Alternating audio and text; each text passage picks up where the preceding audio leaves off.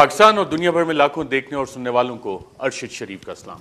ناظرین، اگر افغانستان کی بات کی جائے اور خاص طور پہ پچھلے 40 سالوں کی بات کی جائے تو اس تاریخ کا ذکر تب تک مکمل نہیں ہوتا جب تک حزب اسلامی گروپ کے سربراہ گلبدین حکمتیار کا ذکر نہ آئے۔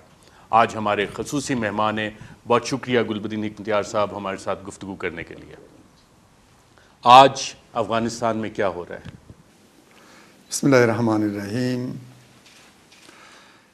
آج افغان عوام خوش ہے کیونکہ افغان عوام نے اپنا ایک بڑا ٹارگٹ اچیو کیا ہے۔ افغانستان میں جنگ ختم ہو گئی ہے، بیرون افواج افغانستان سے ناکام اور نامراد نکل گئے ہیں، اور جو حکومت ان لوگوں نے افغانوں پر مسلط کی گئی تھی وہ ختم ہو گئی ہے، اور جو اقتدار میں ان کو لایا تھا اور ان کو مختلف القابات سے نوازا تھا اور ان سے شخصیات بنائے تھے وہ سب ختم ہو گئے، اور ان کے لیے جو قدرت اور حکومت اقتدار کی مستقل جزائر بنائے گئے تھے وہ بھی ختم ہو گئے۔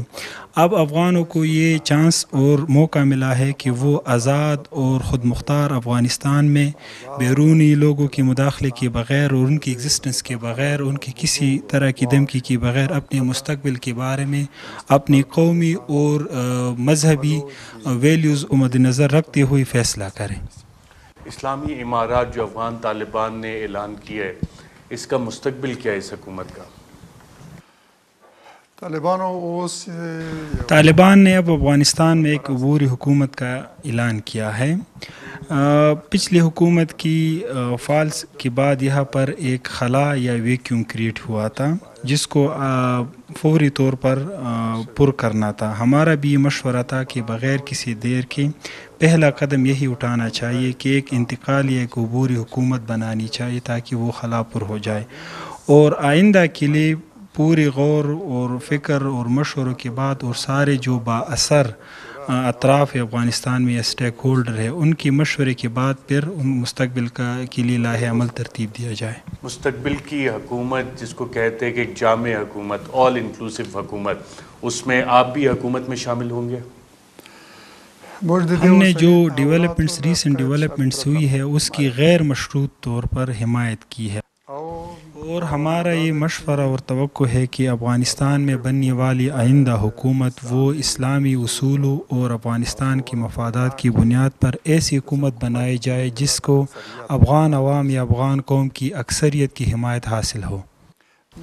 ہم ائتلافی حکومت کو جو سیاسی دڑوں کی بنیاد پر بنائی جائے اس کو ملک کے لیے نقصان دہ سمجھتے ہیں۔ ہم سمجھتے ہیں کہ ایسی حکومتیں ناکام ہوتی ہیں۔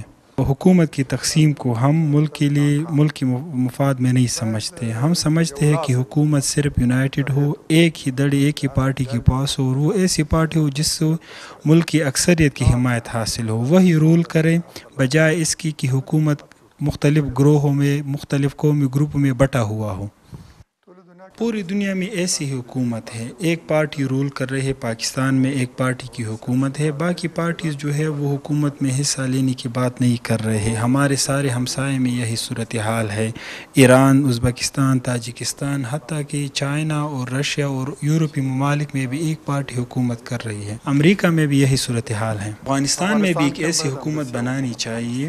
مسئلے کا حل بھی صرف یہی ہے، ہم چاہتے ہیں کہ افغانستان میں جنگ روکا جائے، چپکلشی ختم ہو جائے، تو مسئلے کا حل یہی ہے کہ افغانستان میں ایک ایسی حکومت اقتدار میں آئے کہ وہ صرف ایک پارٹی کا ہو، اور وہ پارٹی وہ یا گروہ وہ ہو جسے افغان عوام کی اکثریت کی حمایت حاصل ہو۔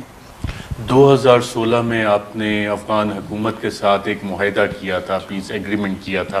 آپ سمجھتے ہیں کہ یہ عبوری حکومت اس پہ عمل درآمد کرنے کی پابند ہے اور اس پہ عمل درآمد کر رہی ہے یا کرے گی؟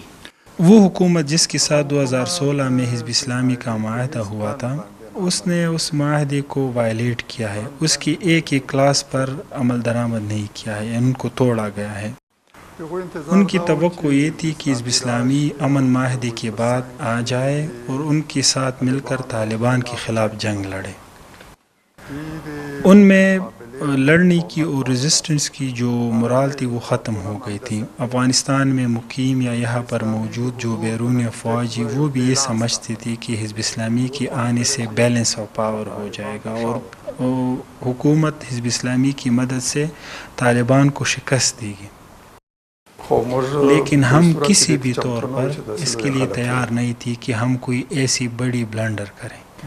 ہم طالبان کو اس حکومت کی بنسبت ترجیح دیتے تھے، ان کو اچھا سمجھتے تھے. اس کی اصل وجہ یہ تھی کہ طالبان کی افغانستان کے شمالی علاقوں میں لوگ نہیں تھی، جنگجو نہیں تھی. وہ اپنے لوگوں کو افغانستان کی جنوب سے وہاں پر منتقل کیے تھے اور وہ ان سے بخوبی آگاہ تھی کہ صرف حزب اسلامی جو افغانستان کے شمال اور جنوب پوری چاروں طرف پاپولیرٹی اور عوامی مقبولیت رکھتی ہے وہی مزاحمت کر سکتی ہے. اس کے بعد یہ فیصلہ کابل میں طالبان کی جو لیڈرشپ کونسل تھی مرحوم ملا ربانی کی سربراہی میں متفقہ طور پر یہ فیصلہ کیا گیا تھا کہ حزب اسلامی یہاں پہ آئے اور وہ مزاحمت یا مقاومت کو لیڈ کر لے. یہ فیصلہ ہمارے ساتھ قندوز سے بھی اور کابل سے بھی شیئر ہوا. میں اس فیصلے کے ساتھ متفق تھا اور میں نے ان کو کہا کہ میں اس کے لیے تیار ہوں کہ امریکہ کے خلاف اس مقاومت یا اس مزاحمت کو لیڈ کر لو. اور میں نے ان سے کہا کہ آپ اپنے امیر المومنین سے یہ فیصلہ لے لیں تاکہ وہ بھی ان کی تائید کر لے اور میں آ جاؤں ان کے خلاف مزاحمت شروع کر لوں. جو پنشیر میں اس وقت حالات ہیں اس میں آپ کو کچھ ریجنل ممالک کا کردار بھی نظر آتا ہے یا کہ یہ کہانی بہت پہلے تیار کر لی گئی تھی؟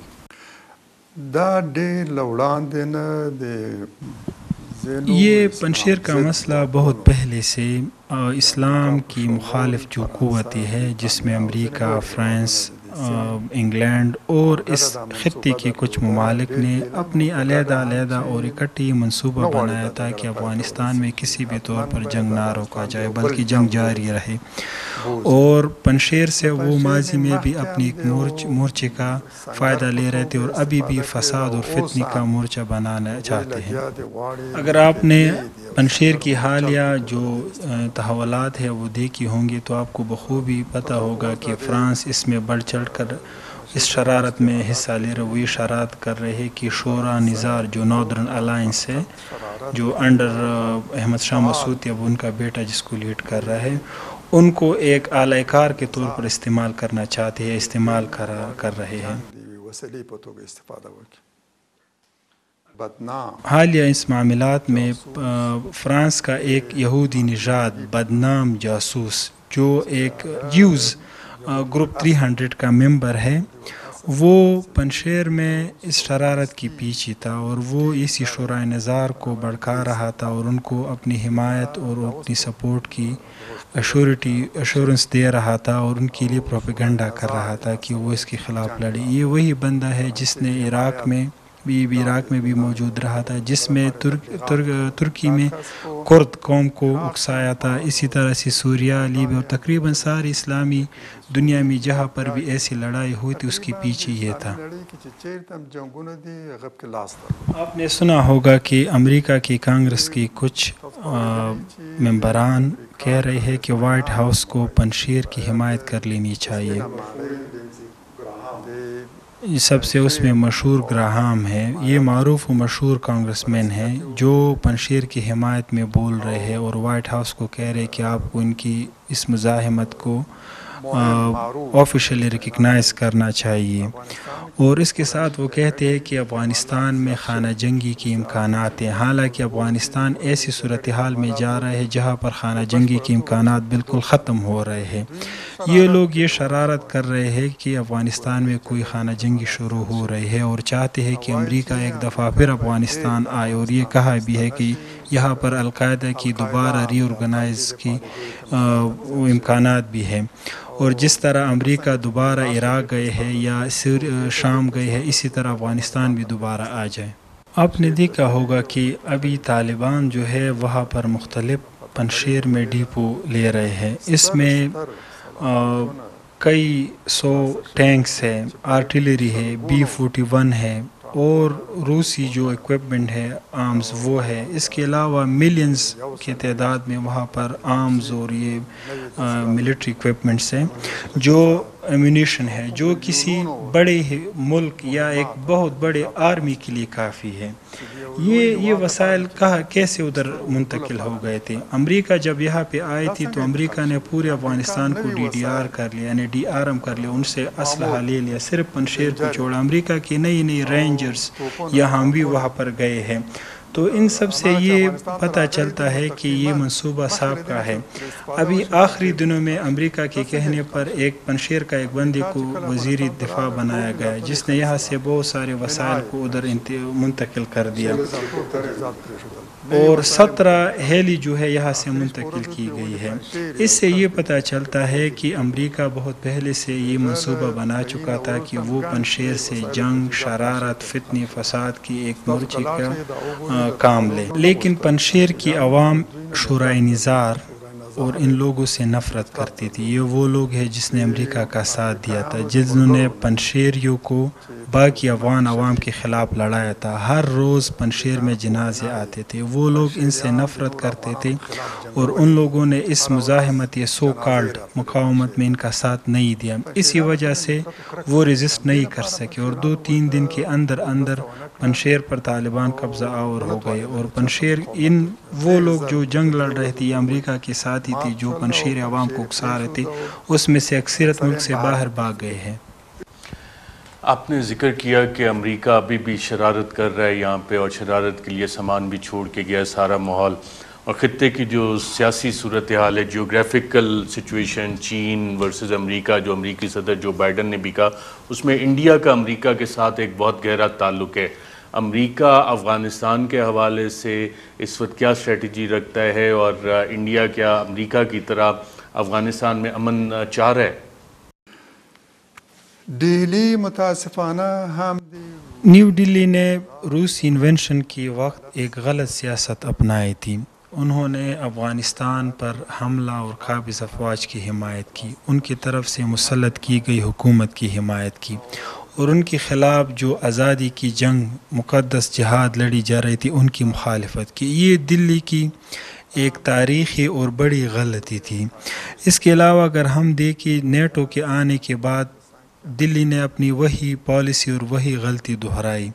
ان نے نیٹو کا ساتھ دیا اور ان کی حمایت کر دی، اور ان کے خلاف جو آزادی کی جنگ لڑی جا رہی تھی ان کی مخالفت کی، اور نیٹو کی حمایت کے بدلے نیٹو نے افغانستان میں انڈیا کو اوپن ہینڈ دیا تھا، اور ایسی حالات اور سازگار ماحول بنا دیا تھا کہ وہ یہاں پر اپنی کارروائیاں اور کام کرتے رہیں۔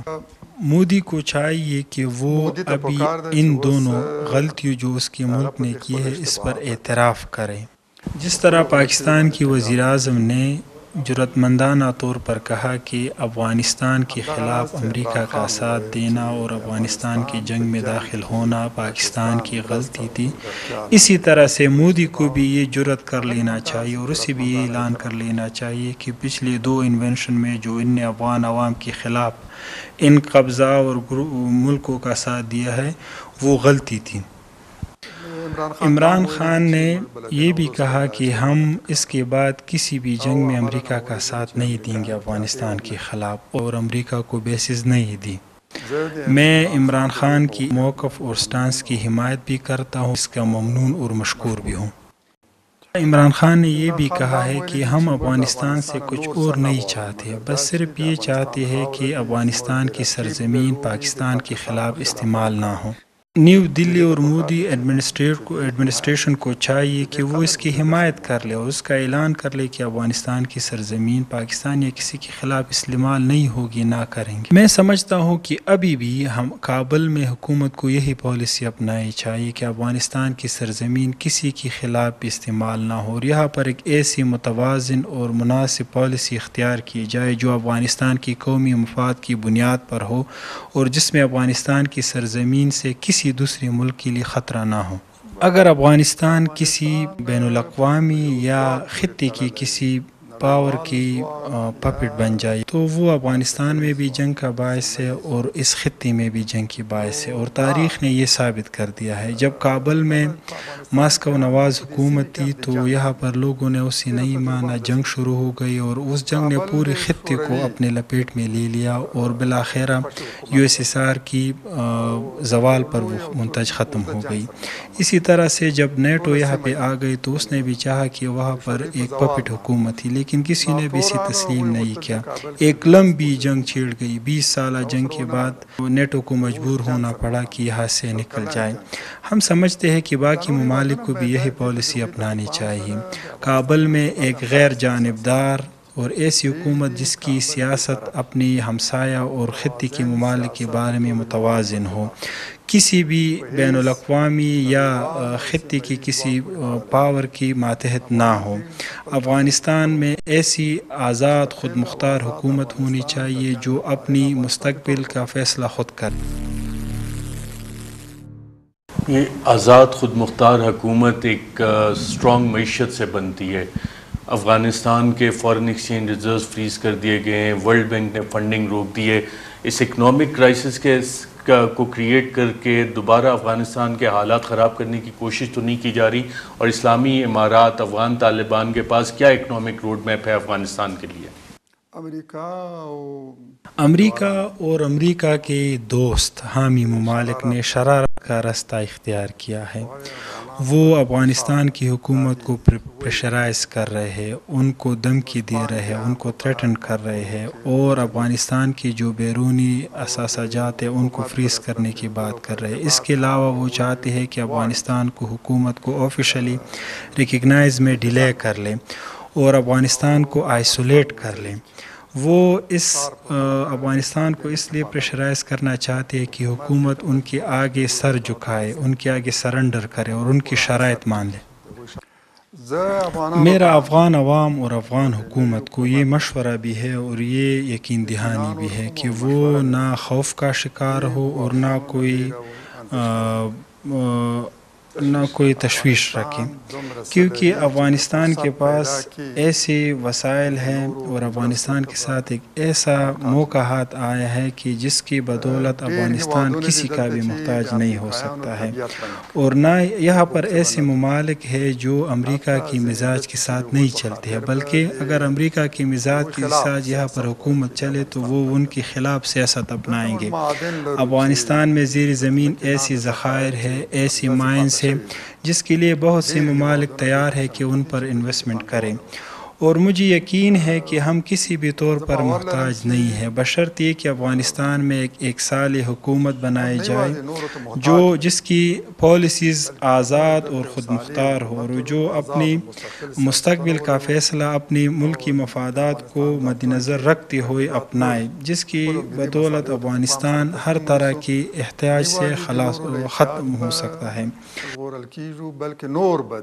میرا طالبان کو بھی یہ مشورہ ہے کہ وہ اس میں جلدی نہ کرے کہ یہ ممالک ان کو یہاں پر سفارت کھولے یا ان کو آفیشلی مان لے, بلکہ اور نہ ہی ان کی شرائط کے سامنے تسلیم ہو, بلکہ طالبان کو چاہیے کہ وہ اپنی شرائط ان کے سامنے رکھے. وہ شرائط ایسی ہوں گی کہ وہ اس کی گارنٹی دی کہ وہ کسی بھی طور بھی افغانستان کی اندرونی معاملات میں انٹرفیئرنس اور مداخلت نہیں کریں گے. اس کے علاوہ ان کی سفارتوں جو افغانستان میں مقیم ہوں گے صرف ان کے ڈپلومیٹس اور ان کے ڈپلومیٹس مشنز ہوں گے, یہاں پر کسی انٹیلیجنس سروس کی جو ان کے نمائندے ہیں وہ نہیں ہوں گے. اس کی ضمانت بھی دیں گی کہ جو حکومت افغان عوام خود اپنی مرضی سے بنائیں گے اس کی حمایت کر لیں گے اور ان کے کاموں میں کچھ نہیں کریں گے. یہ تو وہ لوگ ہیں جن نے یہاں پر افغانوں کو مارا ہے, 1 ملین سے زیادہ افغانوں کو مارا ہے. 3 ملین ایسے تھے جس کے گھر ویران ہو گئے, وہ انٹرنلی ڈسپلیس ہو گئے تھے.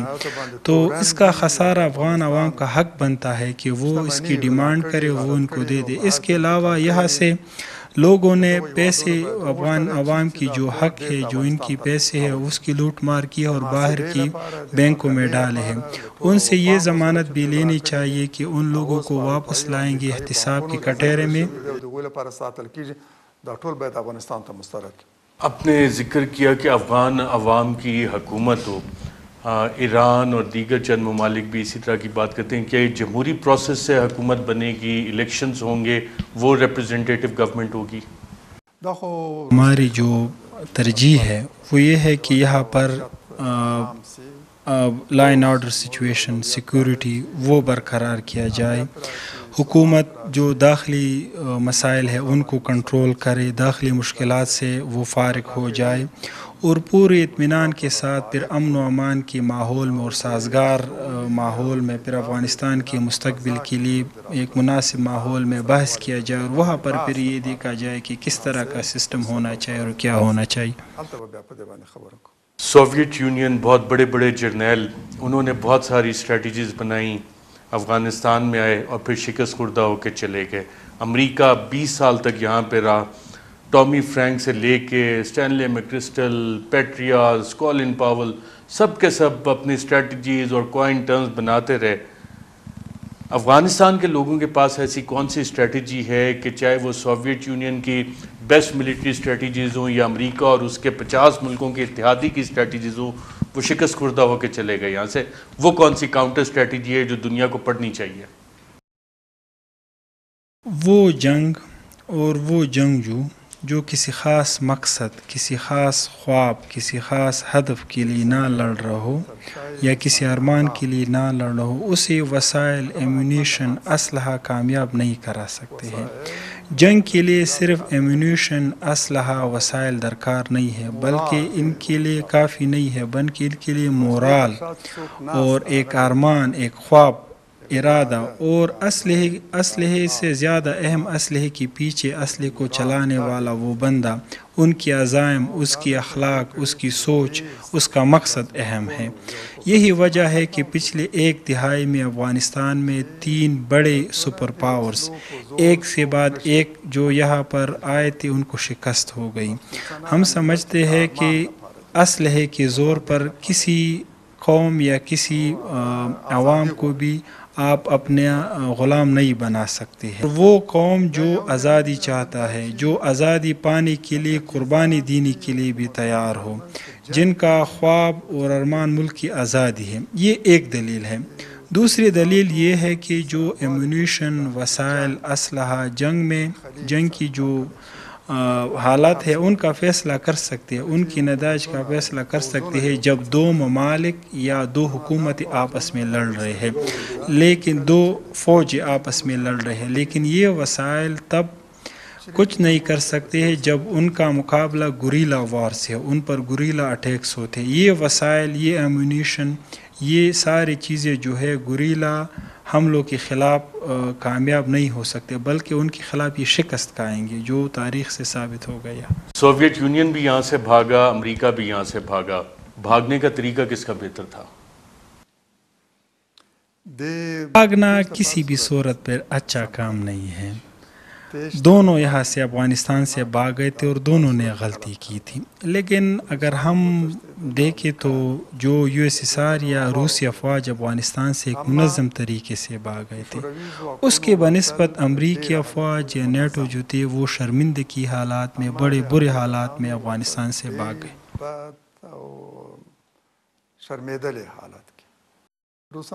روسی افغانستان سے ایسے حالات میں نکل گئے جب ان نے اپنی پیچھے یہاں پر ایک حکومت چھوڑی اور وہ منظم کانوے کے ذریعے یہاں سے نکل گئی. ان کا آخری ملٹری یا فوجی جو یہاں سے نکل رہا تھا وہ ایک ملٹری جنرل تھا اور وہ 43 کور کمانڈ کا کور کمانڈر تھا جس کا نام گراموف تھا، اور جو افغانستان کی بارڈر کو کراس کر رہا تھا اور ترمز میں جا رہا تو اس نے جرنلسٹ سے کہا کہ افغانستان پر روسی افواج کا حملہ ایک بہت بڑی غلطی تھی اور روس کبھی بھی یہ غلطی نہیں دہرائے گا. امریکہ کا بھاگنے کو دیکھے تو امریکہ ایسے حالات میں نکل گئے تھے کہ اپنی آخری دنوں میں صرف ایئرپورٹ میں انہوں نے 300 کے قریب افغانیوں کو زخمی اور مارا تھا. اور ایسے حالات میں افغانستان سے بھاگ گئے کہ پوری ایئرپورٹ کو انہوں نے ڈسٹرائے کر دیا. دونوں یعنی سول ایویشن کا ایئرپورٹ ملکی طیاروں کا اور اس کے ساتھ عسکری جو بیس ہیں دونوں کو اس نے بگاڑ دیا. حتیٰ کہ رن وے کو بگاڑ دیا، راڈار سسٹم، وہاں پر کمپیوٹرز، چیئرز، شیشے تک توڑ دی. ان کا مسلط کر دیا گیا. جو صدر افغانستان میں بیٹھتا وہ ان سے پہلے بھاگ گیا تھا. وزیر دفاع، وزیر داخلہ اور حکومت اعلی عہدیداران وہ بھاگ گئے تھے. پوری فوج، پوری پولیس. یہ سب کچھ ایسے حالات میں ہوا کہ صرف ایک ہفتے پہلے امریکی صدر نے اعلان کیا کہ افغانستان میں 3 لاکھ لیٹسٹ ایمونیشن اور اسلحے سے لیس حکومتی فورسز موجود ہیں جو طالبان کی 70,000 نفری کے خلاف ریزسٹنس کر سکتے ہیں، لڑ سکتے ہیں اور ان کا مقابلہ کر سکتے ہیں. اور اس سے یہ واضح ہوتا ہے کہ یہ سب کچھ امریکہ کے توقع کے خلاف ہوا. وہ اتنے بھی خبر تھے کہ وہ ایک ہفتہ پہلے ایسی بڑی بڑی باتیں کر رہے تو ایک ہفتہ بعد کچھ بھی یہاں پہ نہیں تھا. اور آخر میں سارا ملبہ اس اشرف غنی پر گرا دیا کہ اس نے ہم کو مس گائیڈ کر دیا اور جھوٹ بولا تھا. افغانستان میں فوج ان لوگوں نے، امریکہ نے بنائی تھی، اس کو تربیت دی تھی. پولیس ان نے بنائی تھی. ہر دفتر میں ان کے لوگ تھے. پورے ملک میں ان کی جاسوسی ایک نیٹ ورک تھا. ان کی ملٹری لوگوں سے ان کی انٹیلیجنس زیادہ تھی جو ان کو بار بار خبر دیتی. لیکن پھر بھی افغانستان کے حالات سے ایسے وہ بھی خبر تھے. مجھے یقین ہے کہ جس طرح امریکہ افغانستان سے بے خبر تھا اور ان کی معلومات غلط تھی، اسی طرح سے باقی ممالک کے بارے میں بھی امریکہ غلط فہمی کا شکار ہے. دنیا کی تاریخ میں ایسا ہی ہوا ہے کہ بڑے بڑے سپر پاورز نے ایک جنگ میں شکست کھائی ہے. روسی اتحاد جب ادھر آیا تھا تو ان کا بھی یہی حال ہو گیا تھا.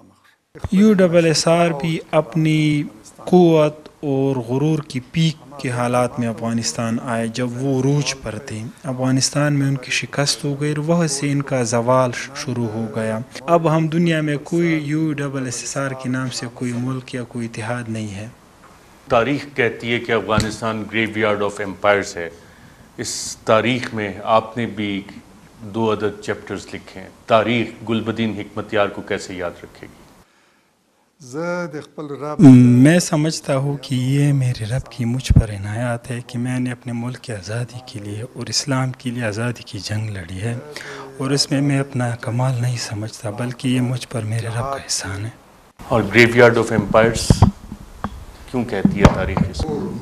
برطانیہ یورپ سے آئے تھے، اس نے بر صغیر پر قبضہ کیا تھا، لیکن ان کی زوال یہاں سے شروع ہو گئی. USSR سینٹرل ایشیا پر قبضے کے بعد یہاں آ گئی تو یہاں شکست کھانے کے بعد اس کا لپیٹ سینٹرل ایشیا سے بھی اٹھ گیا. امریکہ ویسٹ آئے تھے نیٹو کے ساتھ، ایک سپر پاور تھا، بہت بڑی قوت تھی، لیکن افغانستان میں اس کی شکست ہو گئی. میں سمجھتا ہوں کہ یہ اللہ کا فیصلہ ہے افغانستان کے بارے میں کہ ایسی مغرور قوتیں یہاں پر آنے کے بعد ان کو شکست ہوگی اور وہ شکست سے دوچار ہوں گی.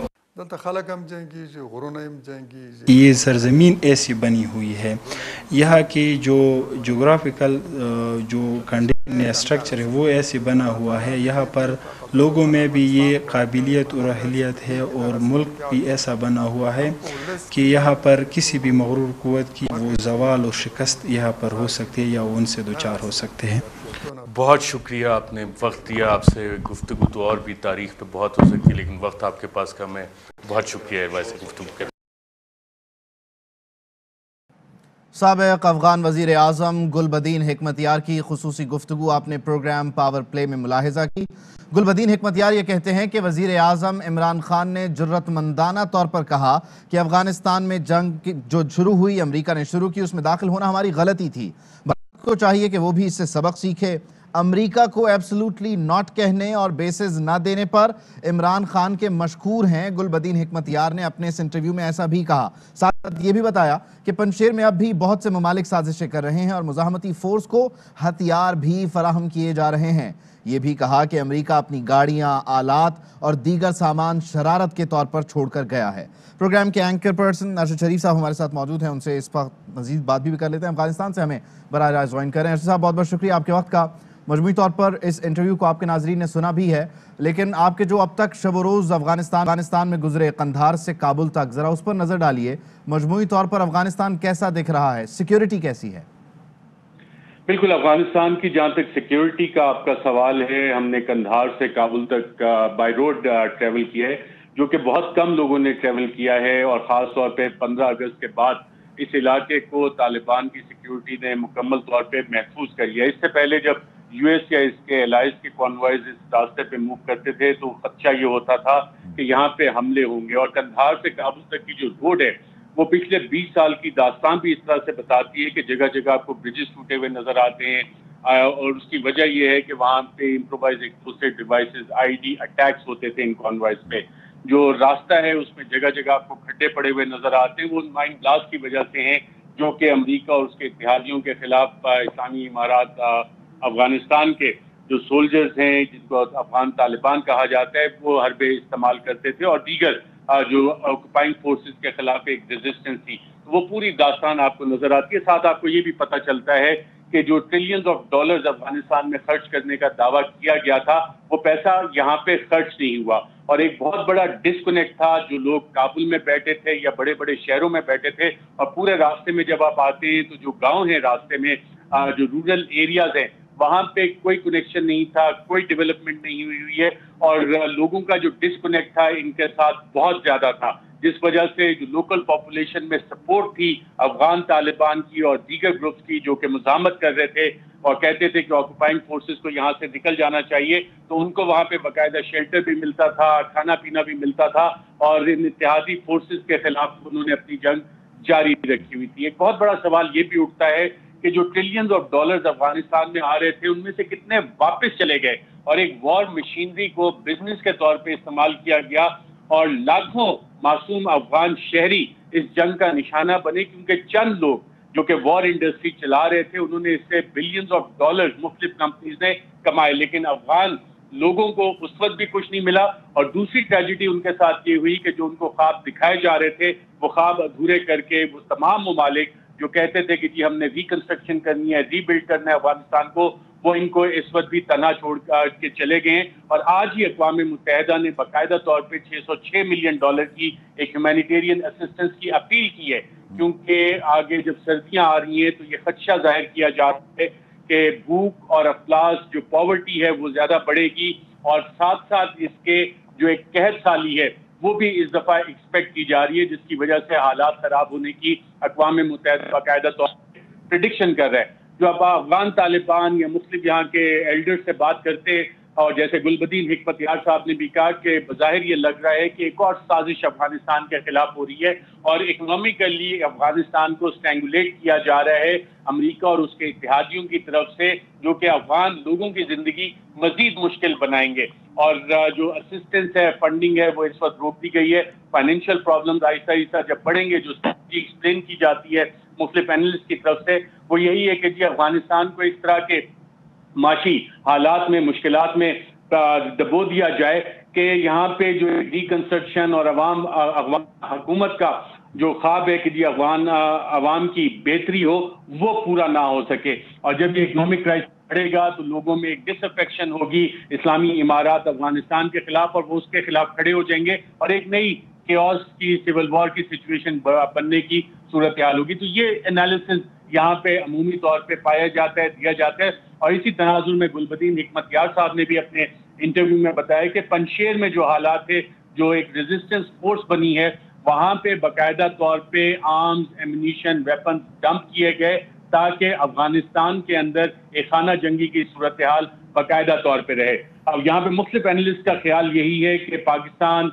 چین، رشیا اور مختلف ممالک اور مختلف ممالک کے انٹیلیجنس کے سربراہان بھی جو آئے ہوئے تھے، ان کی DGISI اور دیگر پاکستانی حکام سے ملاقاتیں بھی ہوئی ہیں، اور اس میں بھی یہی سوالات ڈسکس ہوئے کہ افغانستان میں امن کیسے قائم کرنا ہے، افغانستان کی ترقی کیسے ہونی ہے، افغانستان کے جو مختلف ریجنل ممالک ہیں وہ اس ترقی میں امن میں کس طرح سے افغان حکومت کا ہاتھ بٹا سکتے ہیں، افغان عوام کی مشکلات جو ہیں ان کو کس طرح سے کم کر سکتے ہیں۔ لیکن افغانستان کی بدقسمتی سے جو تاریخ رہی ہے، اور گلبدین حکمتیار جن کا آپ نے انٹرویو دیکھا، وہ اس 40 سالہ تاریخ کے سب سے سینئر لیڈر ہیں جنہوں نے یہ سارے ٹرانزیشنز دیکھی ہیں، اور ان کی مختلف پاکستانی لیڈرز، عالمی لیڈرز کے ساتھ بھی ملاقاتیں رہی ہیں، ذوالفقار علی بھٹو کے دور سے لے کے جنرل ضیاء الحق، نصیر اللہ بابر، محترمہ بے نظیر بھٹو کا دور، اور پھر یہ ایک کنٹینیوٹی چلتی رہی، اور اس کے بعد مارگریٹ تھیچر سے ان کی ملاقاتیں رہی، مختلف ویسٹرن ممالک کے لوگوں سے بھی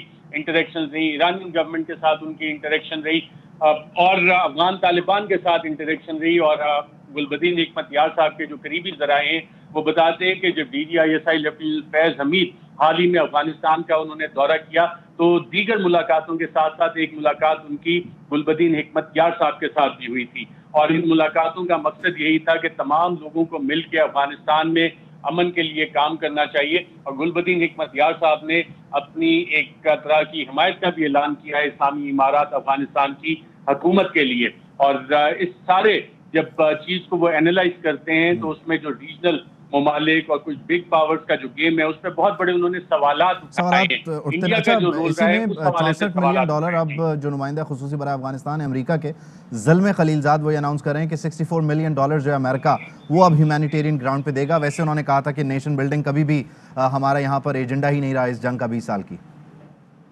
جی بالکل، ہیومینیٹیرین اسسٹنس وہ کب آتی ہے، اور اس میں پہلا سٹیپ تو آبویسلی یہ ہو سکتا ہے کہ جو 9 بلین ڈالر فریز کیے گئے ہیں وہ واپس افغان حکومت کے حوالے کیے جائے، کب کیے جائیں گے وہ ایک بہت بڑا سوال ہے۔ ساتھ ساتھ یہ بھی ایک بہت بڑا سوال ہے کہ جو ورلڈ بینک جو تنخواہیں دے رہا تھا وہ کب اماؤنٹ جو ہے تقریباً 3 سے 4 بلین ڈالر کا وہ کب افغان حکومت کو واپس ملے گا اور وہ تنخواہیں دینے کے قابل ہوں گے۔ چائنا نے بھی 30 ملین ڈالر کی اسسٹنس کا اعلان کیا، پاکستان ہیومینیٹیرین ایڈ بھیجا ہے، قطر کی طرف سے ہیومینیٹیرین اسسٹنس آ رہی ہے، لیکن اس کو کہتے ہیں کہ یہ سمندر میں قطرے کے مترادف ہے، اور جو لارجر اکنامک ایک کرائسس کریٹ کیا جا رہا ہے یا کریٹ کرنے کی کوشش کی جا رہی ہے وہ بہت بڑا سوال ہے کہ یہ حکومت آگے کس طرح چلے گی، فائنینشیل پرابلمس کو کس طرح سے اوور کم کرے گی۔ افغان حکومت کی ریکگنیشن کے حوالے سے جو سوالات ہیں وہ کب ہوگی، اس حوالے سے جمعرات کے دن SCO کی بھی میٹنگ ہے اور اس میں انڈیا بھی پارٹیسپیٹ کر رہا ہے، دیگر ممالک بھی پارٹیسپیٹ کر رہے ہیں، پاکستان بھی اس کا حصہ ہے، اس میں بھی افغانستان کا مسئلہ ہی زیر بحث آئے گا۔ اقوام متحدہ میں بھی افغانستان کا مسئلہ زیر بحث ہے، کیونکہ تمام ممالک یہ سمجھ رہے ہیں کہ افغان حکومت اور خاص طور پہ افغان عوام کو اس چیلنجنگ ٹائمز میں اکیلا نہیں چھوڑنا چاہیے، اور انٹرنیشنل کمیونٹی کو باقاعدہ ان کی مدد کرنی چاہیے۔ زلمے خلیلزاد صاحب 2001 کے بعد سے 2021 تک ان تمام پروسیسز کا حصہ رہے ہیں، اور ٹھیک ہے، زلمے خلیلزاد اس پروسیس کا حصہ بھی رہے ہیں، اور مجموعی طور پر آئندہ آنے والے دنوں میں افغانستان کی جو صورتحال ہے وہ مزید کلیئر بھی ہوگی۔ ارشد صاحب آپ نے کابل سے ہمیں جوائن کیا، بہت اہم ترین خبریں اب ایک کلک کی دوری پر، آپ کے پسندیدہ ٹاک شوز ہوں یا اہم ملکی یا غیر ملکی شخصیات کی نیوز کانفرنسز، ہر لمحہ باخبر رہنے کے لیے سبسکرائب کریں ہمارا YouTube چینل۔ موسم کی صورتحال ہو یا کھیل کے میدان سے خبریں، اپنے موبائل فون سے ملکی اور بین الاقوامی اہم خبروں تک رسائی کے لیے ڈاؤن لوڈ کیجئے موبائل ایپ۔ باوثوق ذرائع سے مصدقہ خبروں، تجزیوں اور تبصروں سے مستفید ہونے کے لیے وزٹ کیجئے پاکستان کی سب سے بڑی نیوز ویب سائٹ www.arYnews.tv۔ ان سب کے علاوہ پاکستان کا سب سے بڑا فیس بک پیج ہو، سب سے بڑا نیوز انسٹاگرام اکاؤنٹ یا پھر ٹویٹر، ARY نیوز پہنچا رہا ہے خبریں سب سے پہلے آپ تک، تاکہ آپ رہیں ہر لمحہ باخبر۔